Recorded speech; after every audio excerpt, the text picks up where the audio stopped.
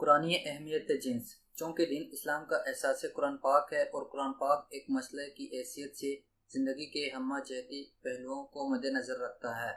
اس لیے اس میں البدان کے سب سے بڑے اور اہم مسئلے جنس کی طرف زیادہ توجہ دی گئی ہے۔ اس کی اہمیت کا اندازہ اس کا وہ پیریا اظہار رہے جس میں دنیا بھر کے لذتوں کے بیان میں سرپرست درجہ عورت کو دیا گیا ہے۔ قرآن پاک میں اللہ رب العزت ارشاد فرماتے ہیں، ترجمہ: لوگوں کے لیے دینی محبتیں آراستہ کر دی گئی ہیں اور یہ ہیں عورتیں اور بیٹے۔ انسانی قوت صلاحیت چونکہ جنس انسان کی سب سے بڑی قوت اور صلاحیت کی مظہر ہے، اس لیے اس کی قوت اور صلاحیت کا اعتراف آیت مبارکہ کے بالا میں کیا گیا ہے۔ اب رہا سوال تخلیق کائنات کا، تو اس کے لیے قرآن پاک میں اس فلسفے کو بہت ہی زیادہ لطیف پیرائے میں بیان کیا گیا ہے، اور سب سے لطیف نقطہ جو انسان پر واضح کیا گیا ہے وہ تولید نسل ہے، اور نسل انسانی اور حیوانی اس وقت تک نہیں پنپ سکتی تھی جب تک کہ نر کے ساتھ مادہ کی تخلیق نہ کی جاتی۔ اسی لیے اللہ تعالیٰ نے اپنے اس بات کو اپنے اس ارشاد کے ذریعے واضح کیا ہے،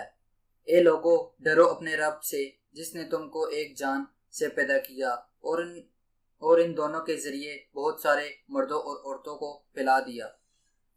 اس سے یہ بات بخوبی عیاں ہوئی کہ ابو البشر آدم علیہ السلام کے نہ صرف تخلیق کی گئی بلکہ اس کی جنسی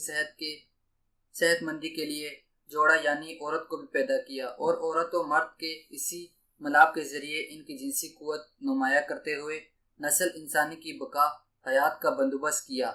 اسلام واضح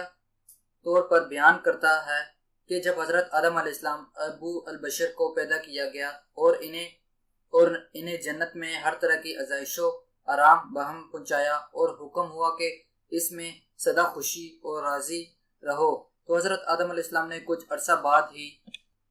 جسمانی جنسی قوت کے زیر اثر اپنی تنہائی کا بہت احساس کیا، اور ایک قسم کے بے کلی اور بے چینی ان کے رگوں پہ میں ہمہ وقت سمائی رہنے لگی، جس پر اللہ تعالیٰ نے ان کی دل بستگی اور مزید نکھار کے لیے حضرت حوا کو پیدا کیا، اور اس کی تخلیق حضرت آدم علیہ السلام کے دائیں پسلی سے کی، کیونکہ اس کے بغیر حضرت آدم علیہ السلام جنت کے سبزہ زاروں مرغزاروں آرام و آزائش میں سکون کی بجائے ایک قسم کی تشنگی پاتے تھے۔ تخلیق حضرت حوا علیہ السلام کے فوراً بعد ارشاد بانی ہوتا ہے کہ اے آدم تم اور تمہاری بیوی جنت میں رہو اور تمہارا جہاں سے جی چاہے کھاؤ۔ سورہ بقرہ میں بھی اسی طرح ارشاد ہوتا ہے، اے آدم تم اور تمہاری بیوی جنت میں رہو اور اس سے مزے سے کھاؤ جیسے چاہو۔ ذرا سی لغزش، اور جب ایک ذرا سی لغزش کی وجہ سے حضرت آدم علیہ السلام اور حضرت حوا علیہ السلام کو جنت چھوڑ کر خواہ کی ارض یعنی موجودہ دنیا میں بھیج دیا گیا، حضرت آدم علیہ السلام اور حضرت اما حوا علیہ السلام کو ہمیں وقت جنت کی آرزو رہنے لگی، چونکہ جو رنگیاں اور نعمتیں جنت میں حاصل تھی وہ اس خاکی دنیا میں ناپید تھی، اور ان کے حصول کے لیے اسے بے انتہا مشقتوں کا سامنا کرتے ہوئے اپنی عطا کردہ صلاحیتوں اور قوت کا بروئے کار لانا پڑا۔ اس سے اس کی اندر کی جبلی قوتیں بے حد نکھری اور اس کی جنسی صلاحیت میں بھی بے پناہ اضافہ ہوا، مگر اس کے ساتھ ہی حضرت آدم علیہ السلام اور حضرت حوا علیہ السلام کو جنت کی نعمتوں اور رنگینوں نے ہمہ وقت اداس کر دیا، اور وہ شدت سے اسے پانے کے لیے اپنے اندر ایک تڑپ رکھنے لگے، اور اس پر اللہ تعالیٰ نے یوں نوید سنائی۔ اگلی ویڈیو میں مزید پڑھیں۔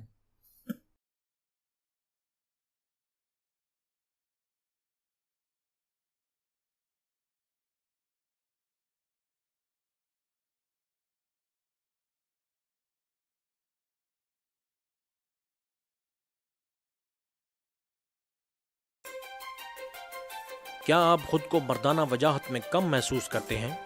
یا شادی کے نام سے خوف محسوس کرتے ہیں؟ تو آپ کی تمام محرومیوں اور غلطیوں کا ازالہ ممکن ہے۔ تاثیر دواخانہ کا شادی کورس جو آپ کو اعتماد کی بلندیوں تک لے جائے گا،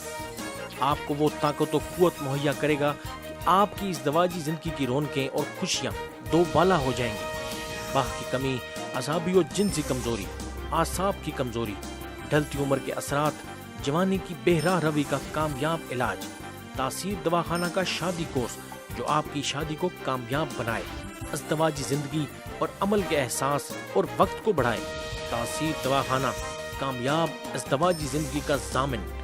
आपकी खिदमत, तासीर का इफ्तिखार। तासीर दवाखाना,